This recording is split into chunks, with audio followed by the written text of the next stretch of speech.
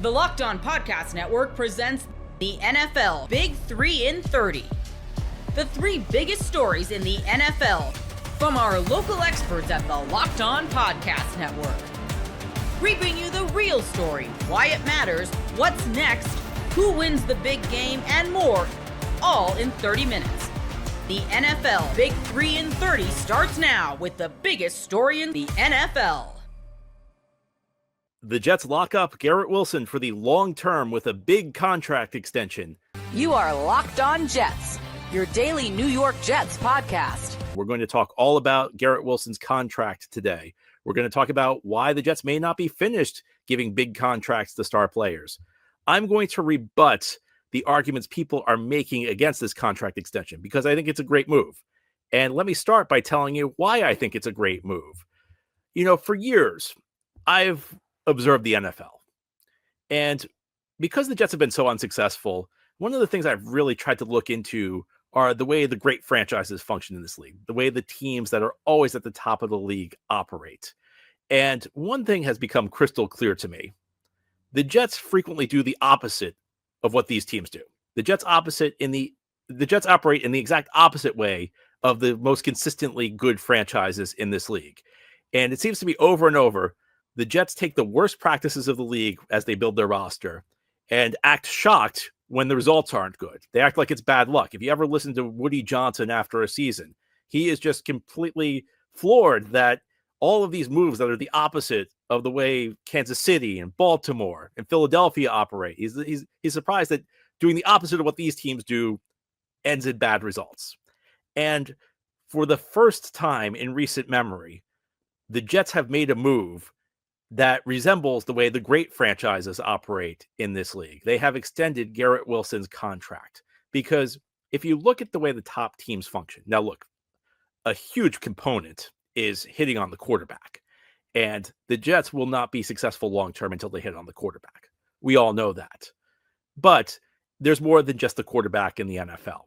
You can have the greatest quarterback in the league. You can have a top 3 quarterback and still miss the playoffs, as the Cincinnati Bengals did last year because they did not have a complete football team.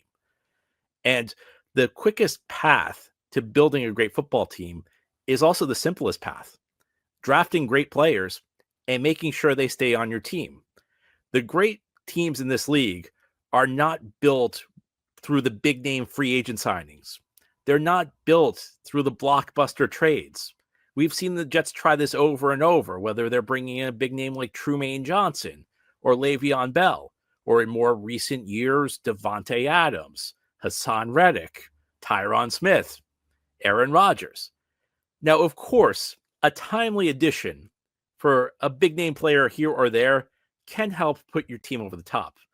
But these are not the core players. These are not the players you build around. Those are the players who kind of supplement a good core that's already built.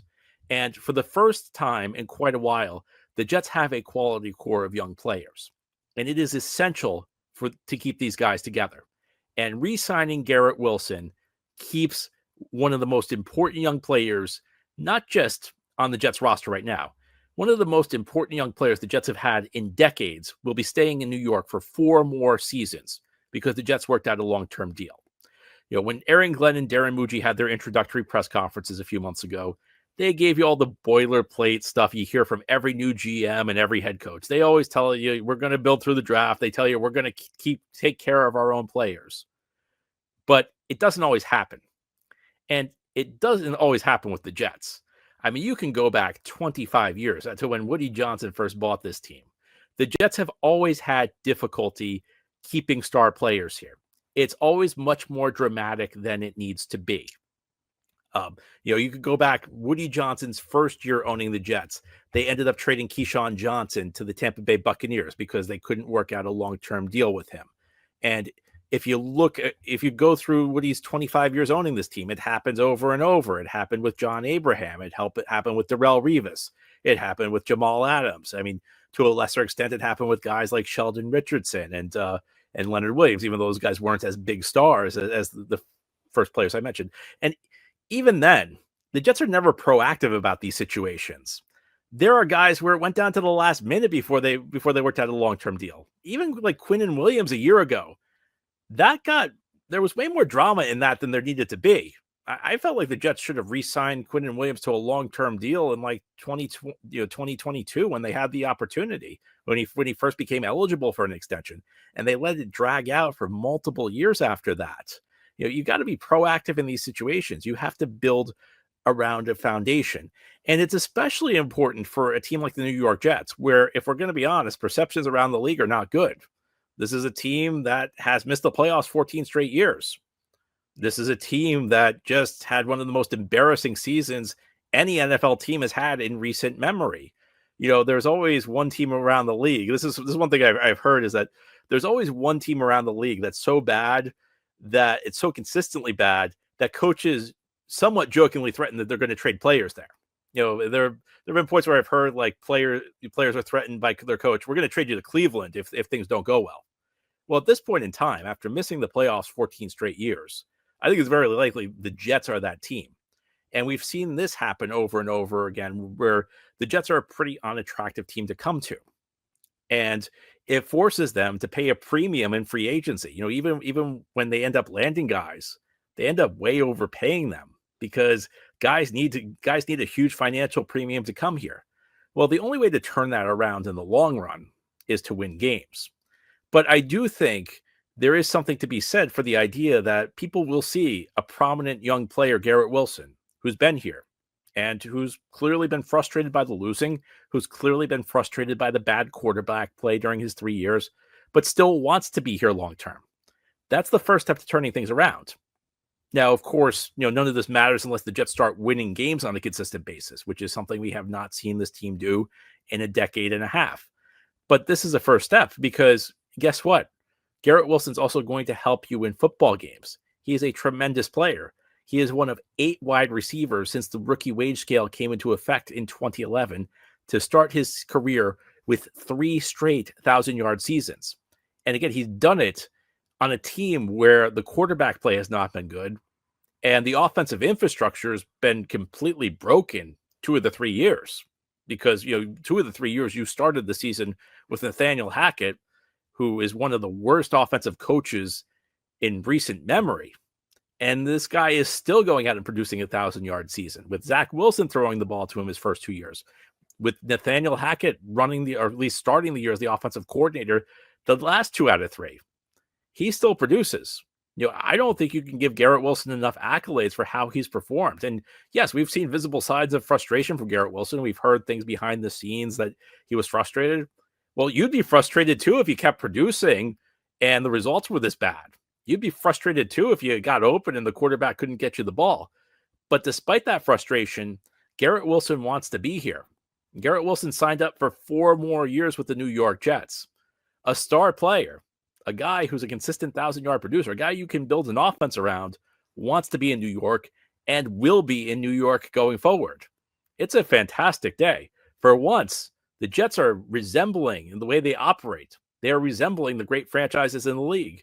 And look, I'm not ready to throw Aaron Glenn and Darren Mucci a big parade, but this is the type of thing. The fact they were proactive, the fact they did this 2 years before Garrett was going to hit free agency. They could have easily made excuses and pushed this to the future. They decided to do it now. They decided to be proactive and not wait. And that means that the Jets will have a premium receiver for 4 more years. Now, during the Locked On Jets podcast, I know that this move doesn't have 100% approval. And I've heard a few complaints about this over and over the last day or so since the Jets agreed to Garrett Wilson on this long-term contract. But I don't think any of the criticisms of this deal add up.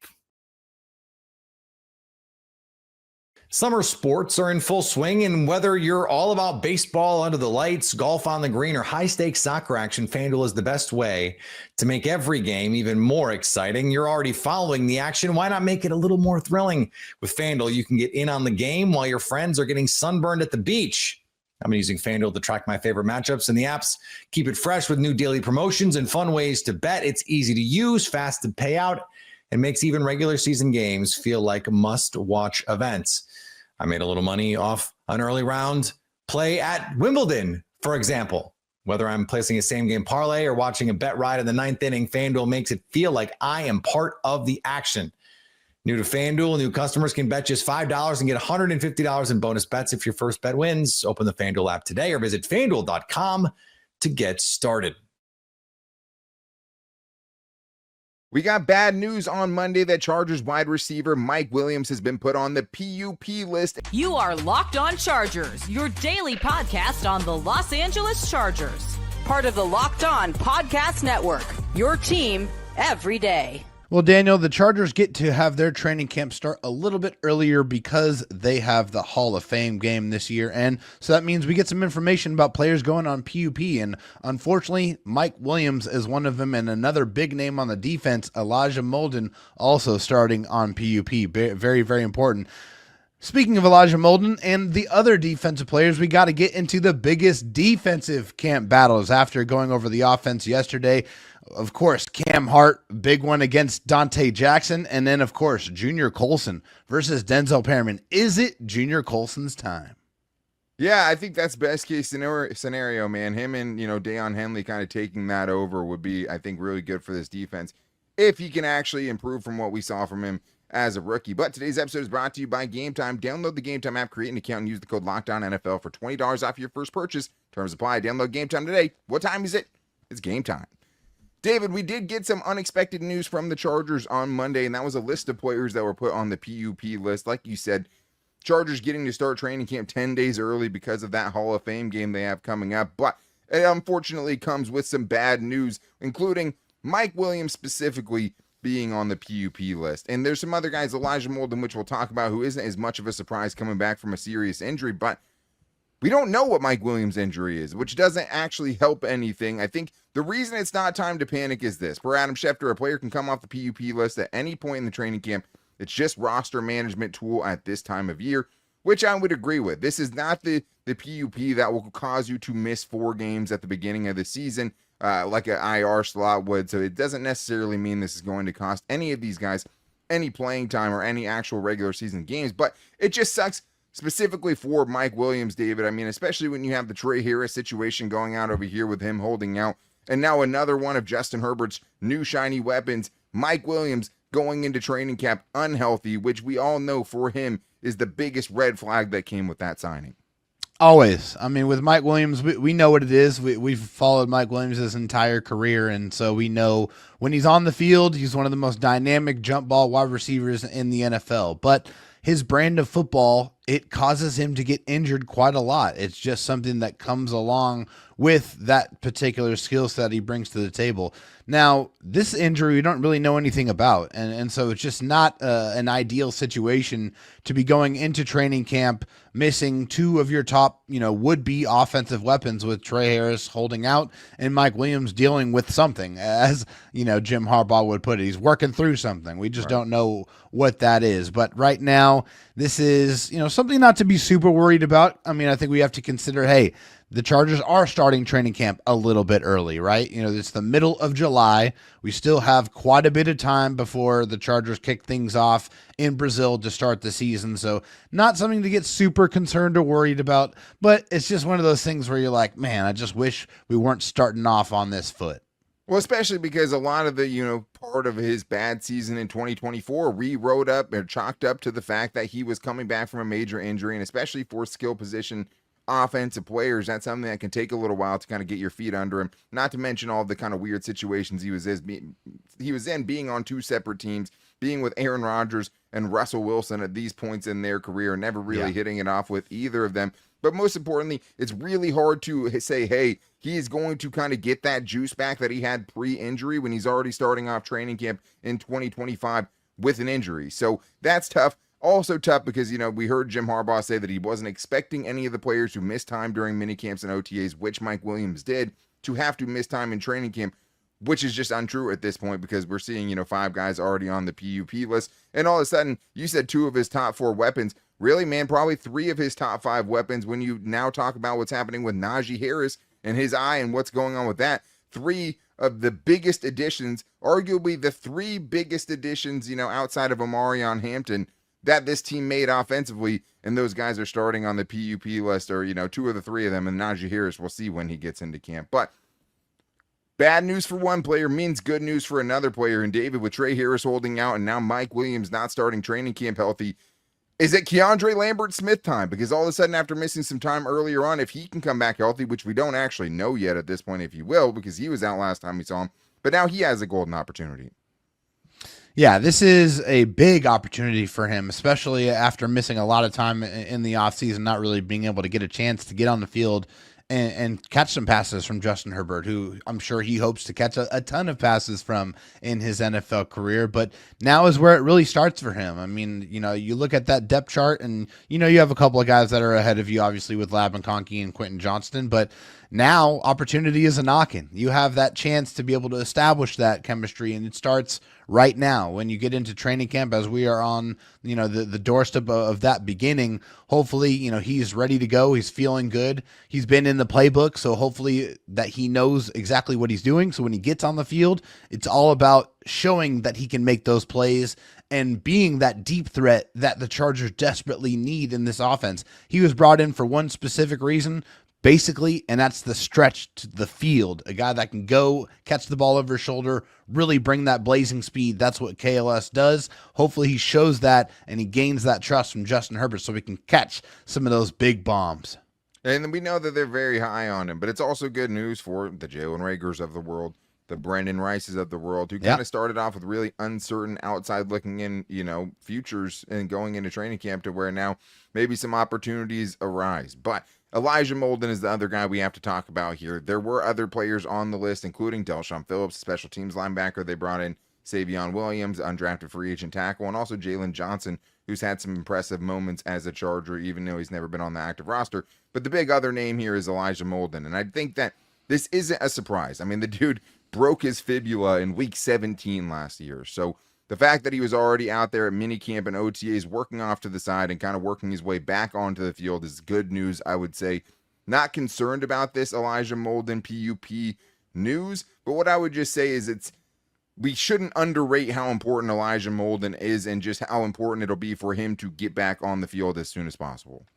I mean, it's really as simple as this. If Elijah Molden doesn't perform as well as he does on the back end, then Derwin James doesn't get that all-pro nod that he got for being a slot corner, because you're not able to put him closer to the line of scrimmage and let him attack and get upfield and really do what he does best if you don't have people that you trust on the back end. And Elijah Molden proved very, very quickly that not only is he someone to trust, but he's a playmaker back there. So I think with Elijah Molden, I mean, not to be too concerned here, but I feel like this is something where they're just not trying to rush him. They just want to make sure that everything is ready to go. You kind of do this the right way. You still got plenty of time to be able to make sure that you work him in. And also he played pretty much the entire season. So this is not a situation where you have to catch him up on the defense and on what he needs to do. He knows what he needs to do. So no reason to rush. Just make sure that he's 100% full go whenever he gets back on the football field, because he is a very important part of this defensive backfield. And also, he's not penciled into the starting role. He's permanent markered into the starting role. He was, the best safety for a lot of last season on this team. This team has Derwin James on it, who ended up clicking much more down the stretch of the year. But early on, man, he was a savior for this defense. And really the perfect pairing with Derwin James, something they've looked for since they drafted him, something they thought they had in Nazir Adderley that never worked out, and JT Woods, and you name it. They tried a lot. Elijah Molden has been the exact player they've been missing next to him, and it's why he was their number two really priority in free agency behind Khalil Mack, to get him back under contract, because that is just how important he was last year. And you're right. I mean, to have somebody back there that can make plays on the football, cover ground, but also be a trusted line of last defense, to be a sure tackler on the back end, man, have we searched and not found that for so long. And Elijah Molden is that guy, and also a great communicator. Showed up against Atlanta, right? Him telling Tarheeb Still, hey, I got this, you go that way, gives him a pick right there. Returning the favor after Tarheeb Still had the deflection that led to an Elijah Molden pick against the Cleveland Browns. So great communicator, perfect piece on the back end with Derwin James, and nothing to be concerned about at this point. Ever wish managing your money felt easier? With Monarch Money, it can. Whether you're growing your savings or planning a big purchase, Monarch puts you in the driver's seat. It's like having your own personal CFO, giving you full visibility and control over your finances. Monarch Money is more than a budgeting app. It's a complete financial command center. You can track all your accounts, investments, and spending in one place. So in addition to managing your money, you're also building wealth. Take control of your finances with Monarch Money. Use code LOCKEDONNFL at monarchmoney.com for 50% off your first year. That's monarchmoney.com, code LOCKEDONNFL for half off your first year. Look, they're saving you money already. As training camp begins, both New Orleans Saints quarterback candidates have legitimate shots at becoming the team's starter. You are Locked On Saints, your daily New Orleans Saints podcast. This quarterback battle begins officially, in earnest, completely underway as early as next week when Spencer Rattler and we presume eventually Tyler Shough, who remember is dealing with that second round quarterback conundrum that's impacting second round players all across the NFL. I cannot stress enough that this is not a player being selfish or someone causing trouble or anything like that. This is a precedent situation across the NFL. And so maybe Tyler Shough begins a little bit after training camp starts. We'll see how things go. But the Tyler Shough, Spencer Rattler, Tyler Shough quarterback battle is officially about to be underway in earnest. Now, let's be real. These two players have been competing since the moment that Tyler Shough was drafted, and Tyler Shough organized a throwing session out at Tulane, and then Brandon Cooks had a throwing session with Spencer Rattler before organizing a larger throwing session with Tyler Shough and Jake Haener and Hunter Deckers and receivers. And now Spencer Rattler has created a multi-day throwing session alongside Chris Olave and Rashid Shaheed, which has been ongoing over in Arizona. These guys have been battling it out in OTAs, battling it out in mandatory minicamps, and finding other ways to make sure that they're establishing themselves as leaders, putting themselves in the best position moving forward. And honestly, great, good, excellent, because I think Saints fans have kind of been bearing witness to over the course of the past couple of years a quarterback that didn't necessarily buy in to the team, that didn't necessarily feel like he ever bought into the community. And now you have two quarterbacks that are fighting tooth and nail to do so. Excellent. Really, really good stuff for both of these guys who are both supremely talented and who are both about to walk into this quarterback competition beginning on July 23rd as training camp officially begins that day. Rookies and veterans will report the day before on the 22nd, but training camp will begin on the 23rd, and that's going to give these guys full opportunity and full advantage to be able to step in, walk in, and begin to compete on a daily basis, catching a rhythm, getting into the swing of things, all that, learning and executing this new offense, owning and operating this offense as well, and working with head coach Kellen Moore and quarterback coach Scott Tolzien and offensive coordinator Doug Nussmeier, who are all former NFL quarterbacks themselves.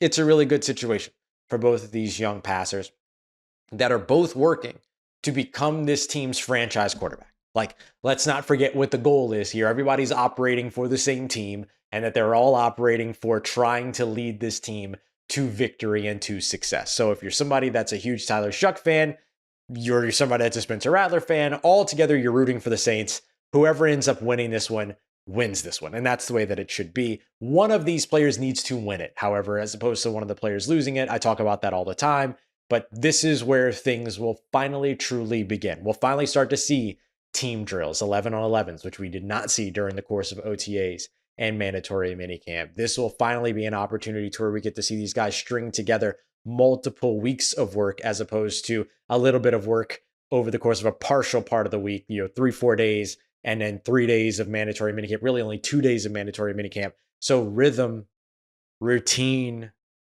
competition, pads, full speed, no contact still, but all of this stuff, a little bit more physicality, the pressure's dialed up, fans are in attendance, people are cheering, people are winning, people aren't winning, like whatever it might be. Like all of this really, really gets started in earnest over the course of training camp and probably a little bit through the preseason as well, if we're being real, right? You can do it all in practice if you want to, but if you can't do it on the field under the lights, then you can't do it. And so getting these players out there to be able to give them an opportunity to be able to compete during preseason makes a lot of sense. I wouldn't be surprised to see Spencer Rattler get the start week, the first preseason game up against the Chargers in the first half, and Tyler Shough play the second half, and then Tyler Shough gets to start week 2 with Spencer Rattler getting the second half week 2. That is a fair way to go when it comes to the preseason, unless somehow or another the decision is already made by that point.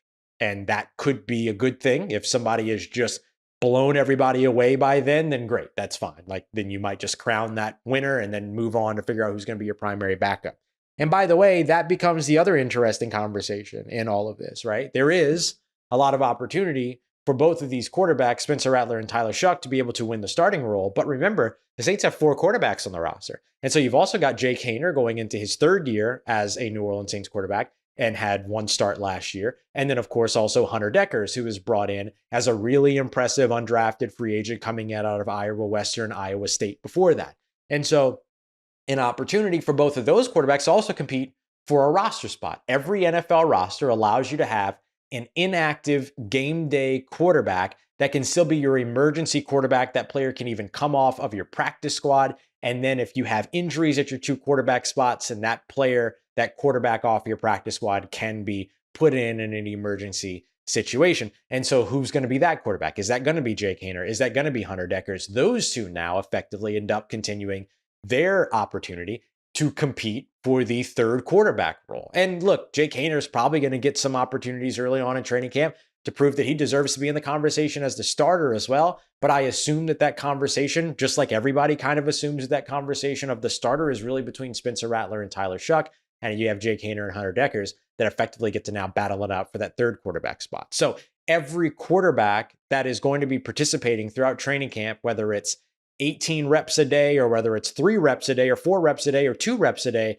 any quarterback that's going to be out there at camp is going to be looking to prove something, is going to be looking to earn something, and is going to be looking to achieve something. And that's awesome, because that's the position where all of this starts, right? It's where it all starts. It's where it all ends in the NFL. And so when you have 4 quarterbacks on your roster, all of them young, all of them hyper competitive, all of them very confident, all of them with a level of maturity as well, there's a real shot that ends up making training camp super exciting, because no matter who's throwing the quarterback, somebody's out to prove something, and that can be a lot of fun to watch. So I'm really excited to see these 4 quarterbacks. I'm really excited to see the quarterback battle at the top. I'm really excited to see the quarterback battle for that 3rd spot as well. I can't wait to see how all of this pans out. And remember, whoever starts week 1 doesn't necessarily mean that they're going to be the starter week 10 or week 18. There's a lot of different pieces to this conversation and a lot of different pieces to the puzzle. But it all begins in earnest next Wednesday as training camp begins. 4 quarterbacks all battling for something during training camp, or as training camp approaches, and then going into training camp. What is it that each of these quarterbacks needs to prove? That's what I want to dive into next. And I want to start off with Spencer Rattler. The reason why I'm starting off with Spencer Rattler is because he and Tyler Shuck are the ones that are most firmly entrenched in the starting quarterback conversation. And Spencer Rattler's got the seniority. So you already know that he kind of gets a little bit of an edge as a guy that has a year of NFL experience. So what is it that he has to prove going into 2025? And please know, I'm using the has to prove moniker as an easy translatable way of discussing what it is that these guys need to showcase throughout. None of these guys need to prove anything to anybody, but there is a little bit of a chip on all 4 of these guys' shoulders. And this is the best way for them to showcase that chip that is on those shoulders. So for Spencer Rattler, I think the biggest thing that he's got to show is growth, right? The Saints have seen him during his rookie season when he was, starting for 6 games, lost 6 games, put in at the second half of that Washington Commanders game, stormed the Saints back, nearly won that game, but ultimately came up, the team came up short in that situation. And he was also put into those situations without having really his starting interior offensive line, starting wide receivers, anything like that. For instance, Spencer Rattler had Chris Olave and Rashid Shaheed for 2 games, and had Rashid Shaheed for only 1 of those 2 games, right? Both players were available in week 6. Only 1 was available in week 8. And those were the only times that Spencer Rattler got an opportunity to throw to either of his starting wide receivers. Now he's in Arizona, pulling together or organizing, that's what I was looking for, organizing throwing sessions with both of those guys, because there were 13 passing attempts between Spencer Rattler and those 2 receivers, of which only 5 were caught for 65 yards last season. Not a lot of chemistry got to be built in the throes of the NFL season last year because there was no interior offensive line. There were struggles in the run game. There were struggles keeping everybody healthy.